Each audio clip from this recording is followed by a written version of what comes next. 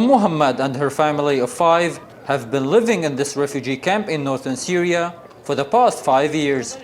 As a widow, Muhammad relies on aid that flows through the al-Hawa crossing for their survival. The UN-mandated program brings food and other aid through neighboring Turkey. It is vital for the survival and well-being of millions of Syrians like Muhammad.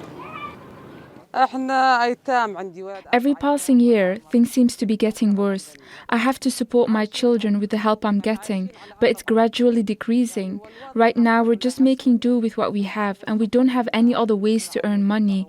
It's really exhausting, and I worry about how we'll manage to survive in the upcoming days. Muhammad's tireless effort to support her children has become increasingly challenging because of the lack of resources and adequate help, leaving them trapped in a cycle of desperation. Currently, we at least have access to medical assistance, clean water and regular food supplies. Nevertheless, for families such as mine, lacking any additional income, the absence of these resources would undoubtedly lead to starvation. Closure of the crossing would signify the end of life for thousands of internally displaced individuals. Humanitarian organizations estimate more than 2 million displaced Syrians are living in camps like these, with the majority depending on UN-facilitated aid. But the UN Security Council's failure to renew its mandate and keep the aid coming is putting many at risk. Activists are urging the international community to take action and prevent the closure of the border crossing. Right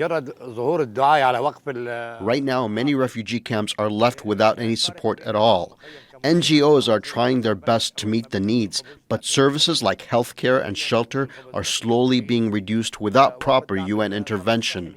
This could potentially mark the beginning of a disaster if the crossing isn't reopened, especially since the area is still suffering from the ongoing war. The future of families like Muhammad's hang in the balance, as these aid deliveries represent a glimmer of hope in the midst of their hardships. al-Hawa is a lifeline for millions in northwestern Syria, especially those living in refugee camps. If it were to close, the already dire humanitarian situation would get worse. That would mean increased hunger and disease, as well as hindering the efforts of humanitarian organizations to reach those in need. Nour, Qormosh, Jazeera, Idlib, northern Syria.